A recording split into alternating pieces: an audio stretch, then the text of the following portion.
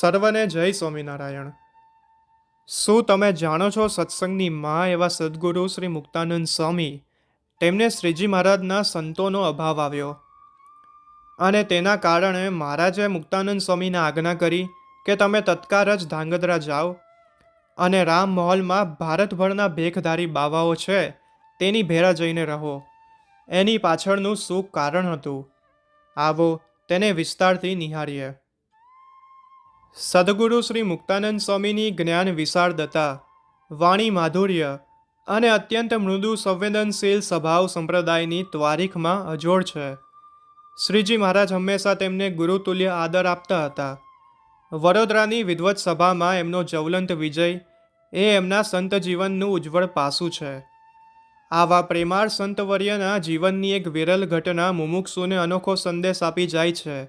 એકવાર એવું બન્યું કે મુક્તાનંદ સ્વામીના મંડળમાં શ્રીજી મહારાજે કેટલાક પૂર્વ હિન્દુસ્તાની સંતોનો સમાવેશ કરાવ્યો. આ સંતોની કેટલીક વિચિત્ર ટેવો મૃદુ હૃદયી મુક્તમુનિને કઠવા લાગી. મુક્તાનંદ સ્વામીએ આ સાધુઓને સુધારવા માટે ઘણા પ્રયત્નો કર્યા, પરંતુ કાંઈ ફરક ન પડ્યો.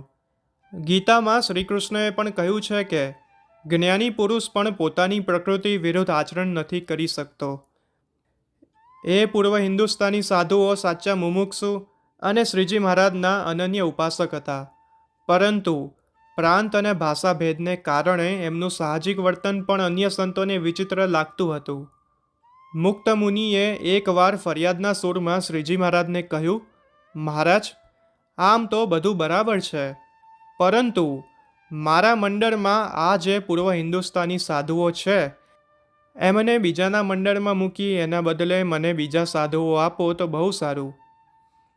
મહારાજે આ સાંભળી સાવ અજાણ્યા થઈને પૂછ્યું, અરે સ્વામી, એમ શા વાસ્તે? મહારાજ, એ સાધુઓની અમુક ટેવો મને રૂચતી નથી. સ્વામી, શું એ સંતો પંચવર્તમાનના આચરણમાં કાચા છે? ના મહારાજ, એવું તો નથી.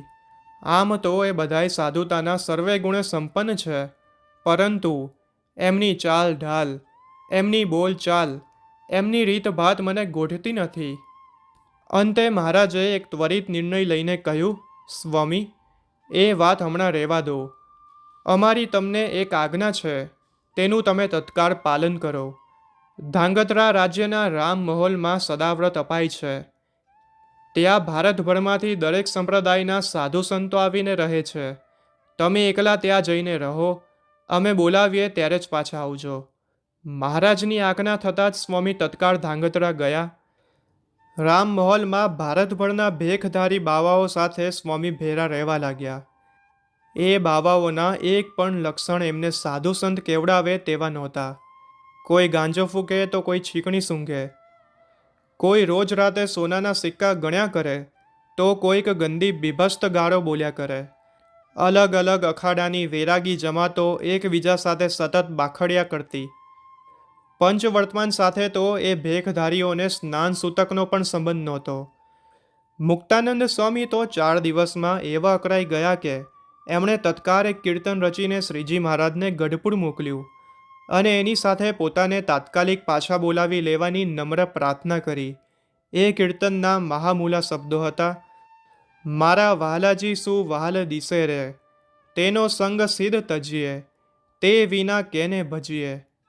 આ કીર્તનના શબ્દે શબ્દોમાં મુક્ત મુનિના અંતરનો સાચો પશ્ચાતાપ પ્રગટ થતો હતો. સ્વામીને હવે સાચું સમજાઈ ગયું કે સત્સંગમાં જે છે તે જગતમાં બીજે ક્યાંય નથી. આ કીર્તન વાંચીને તરત જ શ્રીજી મહારાજે મુક્ત મુનિને તેડી લાવવા પત્ર લખાવીને કાસદને રવાના કર્યો.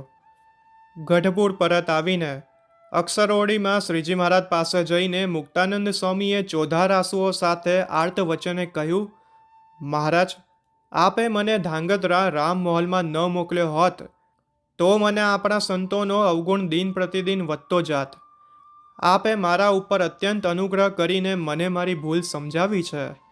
જેવા તેવા હોય તો પણ તમારા સાધુની તોલે મહારાજ, આ જગતમાં કોઈ ભેખધારી ન આવી શકે.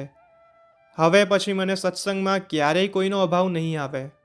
સત્સંગમાં દિવ્ય ભાવ હવે મારા અંતરમાં અહોનિશ રહેશે. આટલું કહીને મુક્તાનંદ મહામુનિ શ્રીજી મહારાજના ચરણોમાં બેસીને શીઘ્ર એક કીર્તન રચીને ગાવા લાગ્યા.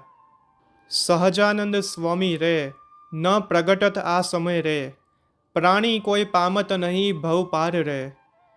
સદગુરુ મુક્તાનંદ સ્વામીના આ બંને કીર્તન સંપ્રદાયના સાહિત્યમાં સીમાચિહ્ન સમાન છે. શ્રીજી મહારાજને આ કીર્તનો અત્યંત પ્રિય હતા. તેની કાવ્યકૃતિ નિહાળીએ. મારા વાલાજી શું વાલપ દિશે રે, તેનો સંગ સિદ્ધ તજીએ રે, તે વિના કેને ભજીએ રે, સન્મુખ જાતા શંકા ન કીજે, મર ભાલા તણા મેહ વળશે રે, હંસ જય હરિજનને મળશે, કાચી કાયા પડશે રે, તેનો સંગ સિદ્ધ તજીએ રે. સૂરી ઉપર શયન કરાવે, તોય સાધુની સંગે રહીએ રે, દુર્જન લોક દુર્ભાષણ બોલે, તેનું સુખ દુઃખ સર્વે સહીએ રે, તેનો સંગ સિદ્ધ તજીએ રે. અમૃત પે અતિ મીઠા મુખથી, હરિના ચરિત્ર સુણાવે રે, બ્રહ્મા ભવ સનકાદિક જેવા, જેના દર્શન કરવાને આવે રે, તેનો સંગ સિદ્ધ તજીએ રે. નરક કુંડથી નરસું લાગે, દુરીજનનું મુખ મનમાં રે, મુક્તાનંદ મગન થઈ માગે, વાલા વાસ દેજો હરિજન્મા રે, તેનો સંગ સિદ્ધ તજીએ રે. આવો હવે આ કીર્તનનો આસ્વાદને નિહાળીએ. પ્રસ્તુત ઐતિહાસિક પૂર્વ ભૂમિકા ધરાવતું પદ સદગુરુ શ્રી મુક્તાનંદ સ્વામીની અનેક શ્રેષ્ઠ રચનાઓ પૈકીનું એક છે. કાવ્યનો ઉપાડ અત્યંત ચિત્તાકર્ષક છે, કારણ કે આખા કાવ્યનો નિચોડ એ એક જ પંક્તિમાં કવિએ આપી દીધો છે. કવિને સ્વાનુભવથી હવે એ સમજાઈ ગયું છે કે જે પણ સંત હરિભક્તોને મારા પ્રિયતમ પાતરિયા શ્રેષ્ઠ સ્વામી સજાનંદજીમાં હેત છે, તેમનો સંગ શા માટે છોડવો, પ્રગટ પુરુષોત્તમ વિના અન્યને શા માટે ભજવા. મહારાજ અને એમના મુક્તો એ જ હવે તો આપણો પરિવાર છે.